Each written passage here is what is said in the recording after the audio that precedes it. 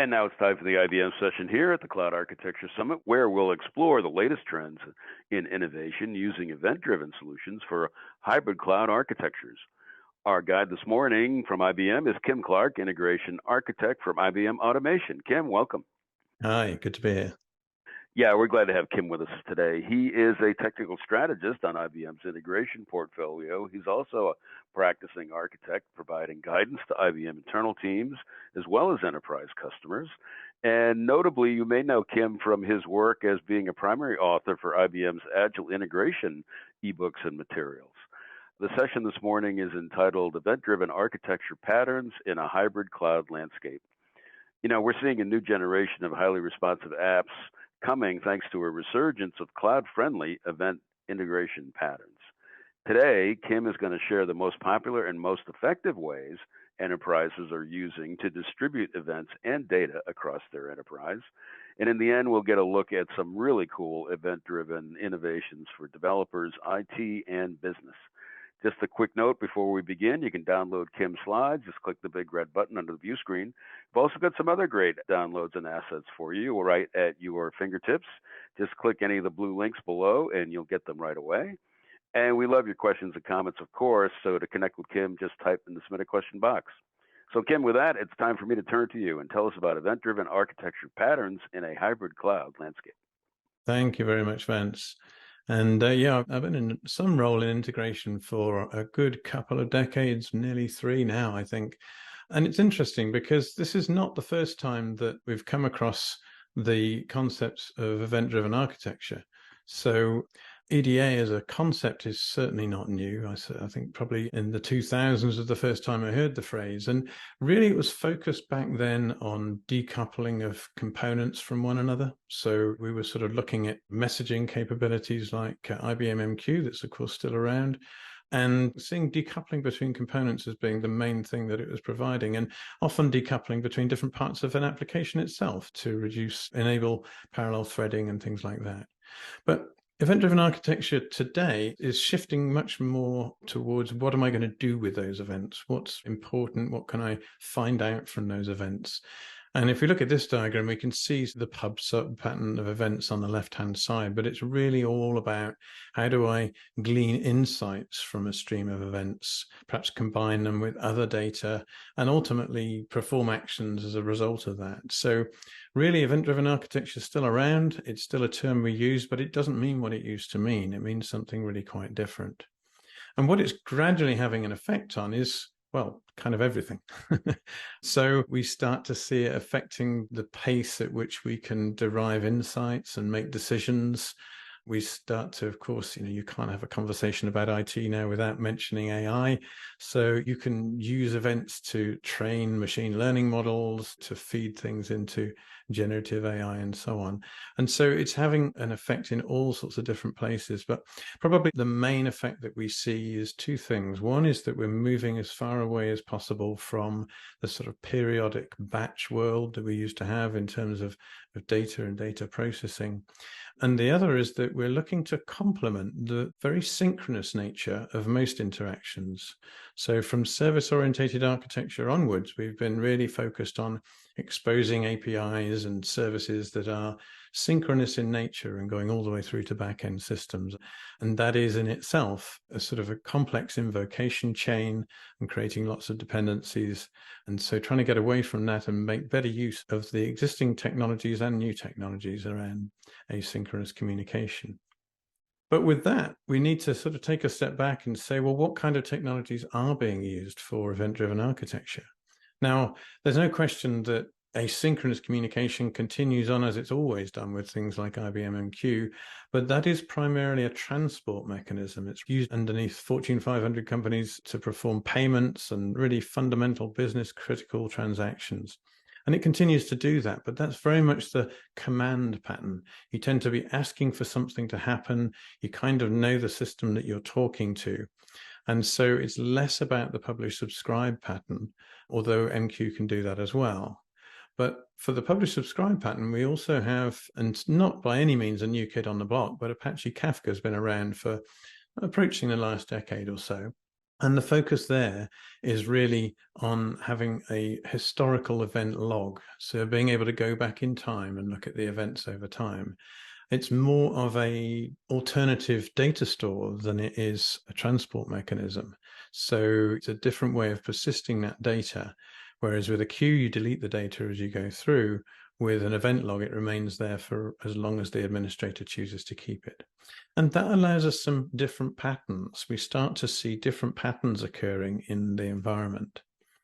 What I'm going to do today is go through 3 core event patterns. There are many more and there are many variations of each, but I'm going to go through these core ones around from the simplest idea of notification through to more complex concepts like projections. And I want to see how these patterns are being used when it comes to a more disparate enterprise, an enterprise that's potentially spread across clouds, spread across SaaS environments, and so on. And start to look at how, as these patterns become more advanced, we start to see different styles of usage and new problems occurring that we have to encounter in terms of how we handle a hybrid landscape. Now, to get us into that territory, I need to sort of scope the type of events we're talking about here. And I mentioned towards the beginning that a lot of event-driven architecture was often to do with applications communicating over async mechanisms to enable themselves to multi-thread and things like that. Those sort of event-driven applications, that's not the territory I'm interested in this talk. That's still true. There are patterns like CQRS and event sourcing and things like that that are very much done within the boundary of an application. And they may well be using Kafka as well, or MQ for that matter. So those sort of patterns do still exist and they continue to be very interesting, but they're not so interesting from a hybrid cloud point of view. What I'm really interested in is when the events escape the application boundary and they're being passed to other applications, or if you want to look at it from a domain-driven design point of view, they're hitting different domains and subdomains. And so we then start to see events as something that is shared across the enterprise. And as you'll see, there's a sort of a duality and a similarity that you'll see between events and APIs. Let's dive into event notification and try and make this a little bit more real with some architectural diagrams. Event notification is the basic pattern of a system of record. Things are happening inside that application, and it's producing events onto a topic, and they might be of interest, for example, by a mobile application.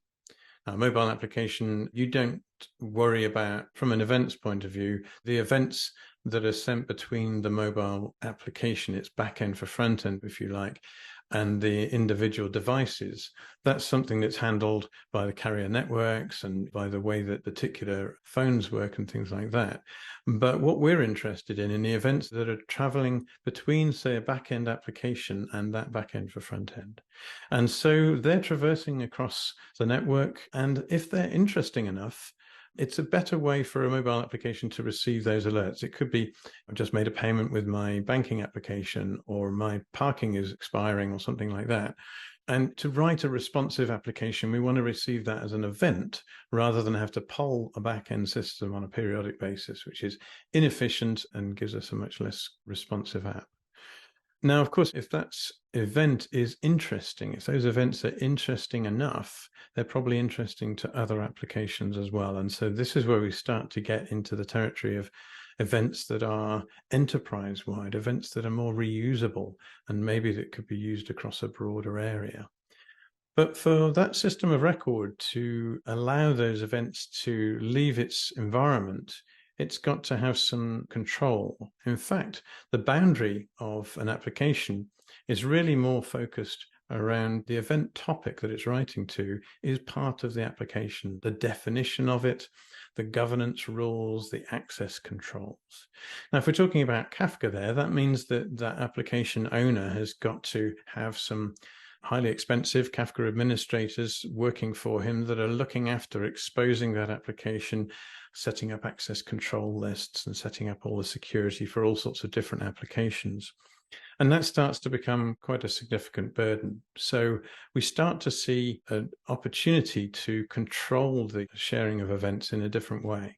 and starting to see the ability to look at those events as products in a similar way to we do with APIs today. So look at topics as something that we're sharing in a controlled way using what we're calling now event endpoint management. So event endpoint management provides a gateway through which we can expose and control the exposure of events, and a management system to allow us to look after them and look after the life cycle and so on. If I draw a picture of what event endpoint management looks like, then you'll possibly recognize it. If you've heard me talking at any time over the last 15 years, then you certainly will do, that it looks exactly like API management. So we have some kind of gateway, we have some kind of catalog or portal that people can come to find what events are interesting, and we have some kind of manager that the team that wants to expose an event topic can come to in just the same way as they would expose a set of APIs. They can also expose things through the gateway here as events. And so it's a very similar concept. The difference being that behind the scenes, instead of it being an API implementation, it's an event broker. The most common case, that's Kafka. And there could be many different clusters that we're hiding behind the scenes here, but the event gateway can show them as one. And there's some really interesting advances in technology. We've certainly been doing a lot in terms of making transparent gateways that really look like a Kafka cluster to a consumer, but they can be managed by somebody who doesn't have Kafka skills to any great extent at all. And so the consumer-facing access can be controlled in a much more straightforward way. And that takes us to what's coming in the future. So we can imagine that it's not just about events and REST APIs. You were hearing about GraphQL and MQTT and webhooks, lots of different forms. Hopefully not too many. We don't want to go back to the 90s with lots of proprietary interface standards, but certainly more than just REST to expose things around the audience. So we can imagine multi-form API management being the norm and being able to expose across quite complex environments. Those application boundaries I was talking about earlier become particularly important when we've got microservice applications that might have tens of microservices. We need to be able to wrap those together into application boundaries, ignore the communication that's going on within the application boundary, and then govern the exposure of APIs and events across application boundaries when one application talks to another. And so that's really the place of the event management. But this is when we start to think about, well, what does this mean in the cloud? Because we start to see that there is a need for this kind of API management, this multi-form API management, including events and APIs, but exposing things on different clouds. It could be different vendors of cloud. It could be the fact that you've got a private cloud or just on-premise capabilities. Wanting to control those in a standardized way and using a sort of federated gateway model. So having gateways in each of those different clouds, and somehow being able to allow people to come to a portal to establish, where am I going to find this particular topic? Where am I going to find this particular API? And be routed to the best place to get that based on where they are as well. So being conscious of who the consumer is at any given time. And so, shortening network routes and trying to ensure that they get the most efficient route through. So we can really see a huge development happening around the efficiency with which we talk across clouds. There are latency issues, there are data ingress and egress costs to worry about. And the larger the organization and the more hybrid the environment, the more important this becomes. So going back to that simple example we had, well, the likelihood is that that event topic that came out of the system of record wasn't particularly sophisticated. And it's probably quite close to the system of record. It would be nice if we could do some processing on it. And so that's the next thing that we're seeing as a real focal area in the area of event-driven architecture, is the idea of being able to do sophisticated event processing. Now, it's been possible to do basic event processing for quite a long time, but being able to do things like aggregation across a stream of data, that's much harder to do. That was almost impossible to do when you were dealing with individual MQ messages that were being deleted as they were read. But if you have a stream that's stored in history, you can do that.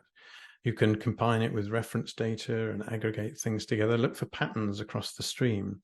These are all things that are much more stateful in nature. In fact, if you start getting really sophisticated, then you can start to combine streams together. So start to say, well, maybe I can actually have a set of different topics, different streams coming into one place. and we can start to see a joining of streams happening in the event processing. So what we might have is information about the weather or a location that we can relate to what's going on in the application at that time, what's going on for a person at that time, and bring context to what we're doing. And that stream of events is suddenly way more contextual, much higher value, and much more interesting to share. So again, event endpoint management coming in to enable us to share it to a much broader audience. And so looking at the difference there, we've had individual event processing engines, the things that evolved from enterprise service buses, doing individual event processing for a long, long time now. But what's been more difficult is stream processing, this idea of handling a window of events over time, looking for patterns, performing aggregation and that kind of thing. So we start to see a lot more interest in movement of data that's across multiple streams, for example, and event processing starting to bring that together. And we're looking at products like Flink. So there's an open source initiative called Flink that's been running for a long time that really works well in this space of window-based events and stateful event processing. And so that's where we're starting to see most of the key vendors starting to put their money and really do some deep research into how to make that more reusable. So moving on then quickly to event analytics, I'm just going to talk about this very briefly so that we've got some context of how it fits into the broader picture. This is where we're performing analytics. In the past, we would have been doing ETL uploads into batch analytics engines, but we've started to see in recent years a move towards using events so that you can reduce the time of the batch or allow the analytics uploads to work at a faster pace if necessary, but they are still batch-based analytics. So we often see what's a kind of two-speed architecture. And so we see the real-time analytics allowing us to do things on the event stream as it's happening. That's the speed layer, as it's sometimes called. And then a slower layer, which is the original batch engine doing the things that the speed layer can't do. And that was often described as a Lambda architecture. And if you can manage to move to everything being in one paradigm, everything being done by event processing, then you're actually moving towards a Kappa architecture. And so when you start to look at that in a bigger environment, in a more distributed environment, you see that you want to move the event processing to different places in the architecture. And we're back into that hybrid cloud problem again of how can I make sure that I'm getting access to the right topic through the right route? How can I make sure that I'm performing the event processing close to the environments that I'm doing? Flink has the advantage of being a platform that you can deploy jobs onto, and you can deploy those jobs onto specific servers and specific environments. So again, allowing you to distribute the processing to the place where it makes most sense. So lots of different ways to spread the work across a complex environment. Finally, then moving on to this pattern of event projections. And what is a projection? So a projection is where we're really trying to recreate some entity or table that was in a back-end system, but make it much closer to our application. So for example, a mobile application might want to have a copy of the data that's in a back-end table, but it could listen to a stream of events and create a kind of cache called a projection, and start to build up a picture of, in this case, it's a product catalog, but it could be something more complex, like trying to evaluate the current balance of a bank account or something like that. And then build up that projection so that it's got a local replica of the information it needs.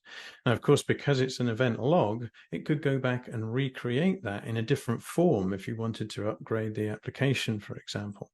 So there are lots of advantages in building projections in this way rather than doing them as a traditional cache.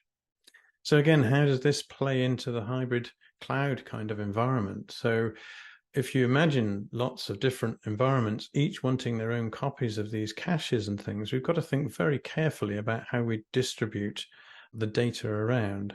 We'd really rather replicate a topic only once up into a particular cloud environment and then perform the event processing into projections once it's there. We don't want to be going back to the source of the original topic any more than we want to be doing API calls all the way back to a system of record. So being able to mirror and replicate topics in a straightforward way becomes really important, and knowing that there are replicas in the various different clouds. So it's become possible to really innovate in this area, largely because of the movement of some recent and not so recent open standards. So Kafka, as I say, been around for a while. Flink's been around for a while. Slightly more new is Async API. Async API is an equivalent in the event space of the Swagger definitions, or what they're now called Open API specifications that we use for REST APIs. And so it provides us with the same ability to define things really well so that we could share them in portals and things like that. And that's really helped us to advance event endpoint management, which is something that we really couldn't get moving back when we first started talking about it back in 2015 or so. So really advanced much, much faster once we've got a standard in place to help us share data.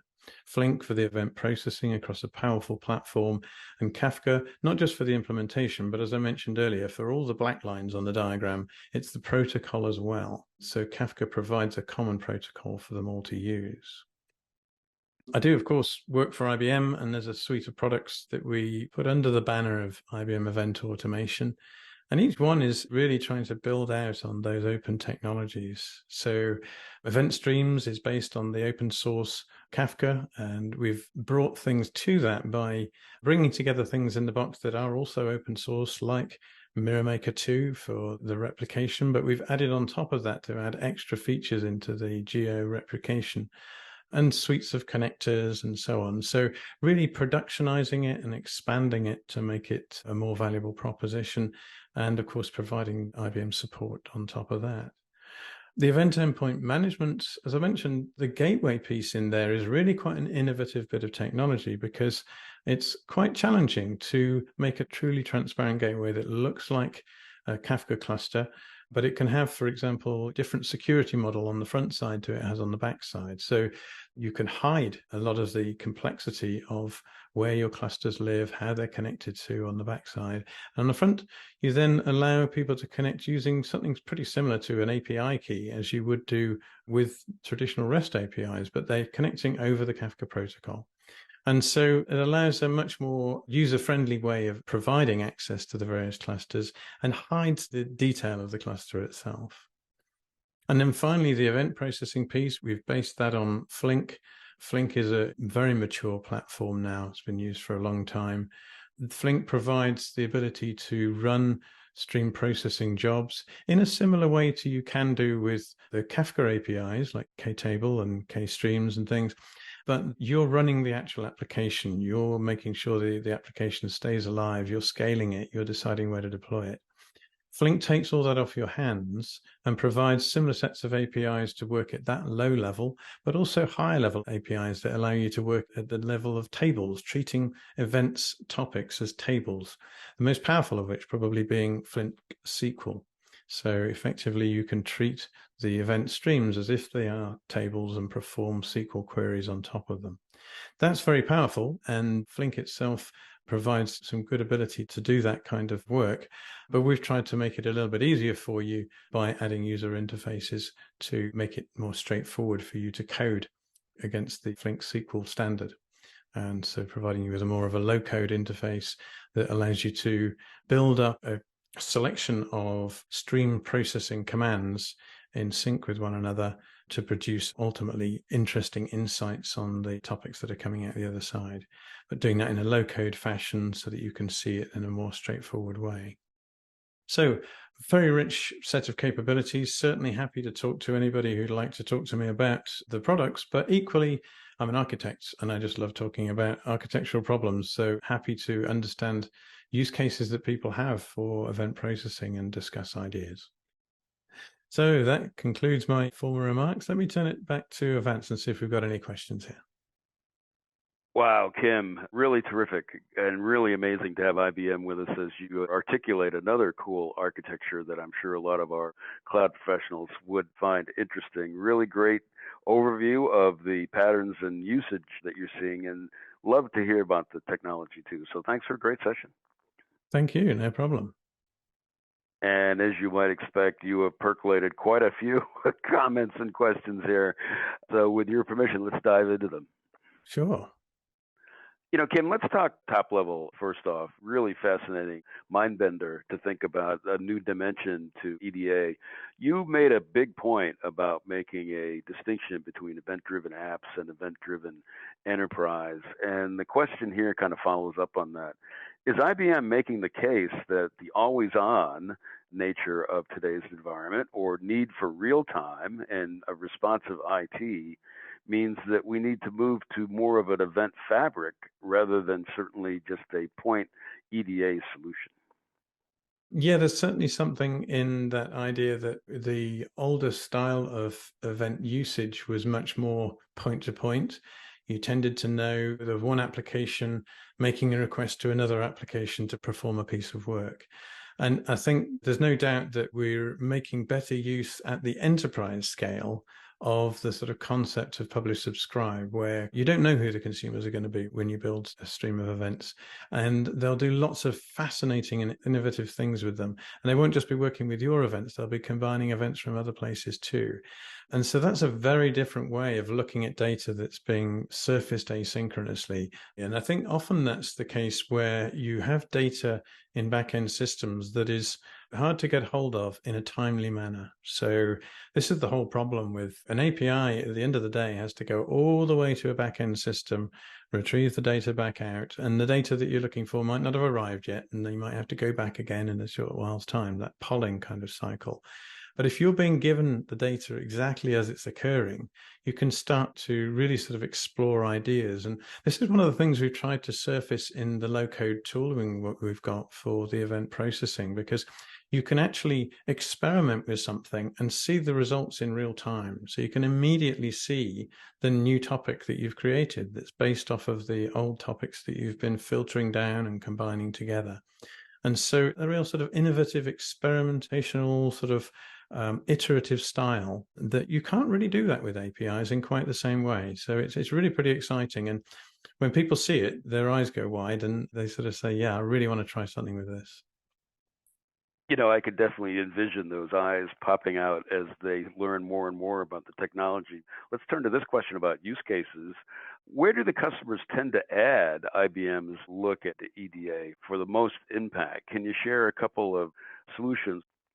Yeah, we've seen all sorts of things, to be honest. Everything from refining decisions about where to upgrade people on airlines, for example, getting last minute information about exactly what's going on the airline and so on. We've got people working on highways based things where they're looking at the maintenance of bridges and the maintenance and the field crew and just getting information in real time about what's going on and the weather and the condition of the roads and so on. So all sorts of things, really. Anything where you can imagine events occurring within short periods of time of each other and that being relevant. Well, and just to kind of drill down one level on that, from what I understood in one of your slides there, Kim, it seemed as though this isn't only for internal IT or business managers or operations people, that because of your support for mobile, this could actually be some B2C services that go out there. Yeah, absolutely. I think the B2C is an intriguing one because the way that almost all applications, front-end applications, are being written using sort of reactive responsive frameworks. And so they're expecting to work in the domain of events. And so it makes it so much easier if the data that's being delivered to them is also working in the asynchronous domain. So it's a really natural fit with the way that people are writing modern applications. Fantastic, fantastic. And just a quick note, Kim, I couldn't help but mention you're with the IBM automation team. Do you offer automated features like auto scale or auto configuration or low code or anything that might be considered to be abstracting of a lot of handcrafting? Sure. So, I mean, certainly low code, of course, the event processing capability is based on a low code editor where you don't see the Flink SQL code at all unless you want to. It's interesting you mentioned things like scaling, auto scaling and things there. We do write, all of our applications are focused on writing them as true cloud native applications. So we focus everything on container based deployment and take advantage of the underlying Kubernetes capabilities. So we don't have to do as much legwork as we used to have to do to make something scalable and resilient and so on, because so long as you've written your application in the right way, that comes out of the box with the container environment. So yeah, the engineering of modern capabilities is really jumped forward since we've been able to write using Kubernetes. So, in the customer engagements that you've helped work with, Kim, what is the typical time span for when people begin to get acquainted with all the cool technology suite you've got and how they could maybe have a POC? So here's a fascinating thing. So a lot of it is browser based. And so just for pure experimentation, if people want to just try this stuff out, then that's really easy. We, can stand up an environment for someone and they literally just go to a browser. I was working with a business partner just this week and they were given a PDF for the lab and just started up a browser and started working on it and they were done in an hour. So just getting to touch the stuff is really, really easy because it's low code. You don't need background knowledge in order to do it. And we've got good samples to play with as well. But in terms of real projects and actually starting to do proofs of concepts and things, we've got teams that love to do scoping of minimum viable products and working with customers. And those are usually in the span of weeks to surface some data from your real environment and try something out with you. So you're not necessarily looking at something that's a fully productionized system, but just to try out an idea. And a lot of this is about innovation. It's about trying something new. Kim, this is awesome. Time has just flown by. One last thing before you go. I know that folks would love to get a little more info on how IBM has articulated their approach to EDA. Share a little bit of next steps, either where folks could maybe download a way to play with a demo or even some sort of a sandbox environment with a browser or maybe some technical community material. I think what I'm going to do, the URL that we've got up there, or if you just search for IBM Event Automation, the documentation for this product is unusually good. It's slightly awkward to say that, but it really is. So on day one, when we came out with the Event Automation product, it had a complete set of tutorials and some very user-friendly documentation and examples that you can download from open source that give you running event generators to do examples with. So it's all out there under that URL. And kudos to the guys in the labs who really got on top of that and made the first release something that was so solid. On that page, alongside all those tutorials and the great documentation, you can request a demo. So there's a button you can click to request a demo yourself. This has been awesome. Kim Clark, Integration Architect, IBM Automation. Always great to hear the latest and greatest innovations IBM is coming up with, help folks get the most out of their hybrid cloud environments, and you certainly delivered big time today. Kim, thanks very much. I'm glad you could join us. Thank you. Always a pleasure. Thank you. And thank you to the audience for some really great questions about this new way of bringing EDA to a hybrid cloud environment. A quick note, many of the resources that Kim referred to in his session are right here locally in the breakout room, so have at it and click away at your heart's content. We're also going to be able to promote the material and including the documentation Kim mentioned offsite at the IBM Automation website. And just a quick note, we are in new territory here with modernization of EDA patterns for hybrid cloud. So here is a slide that'll take you directly to the IBM website for some even more great detail. Download Kim's terrific slides this morning, and all these links will be live.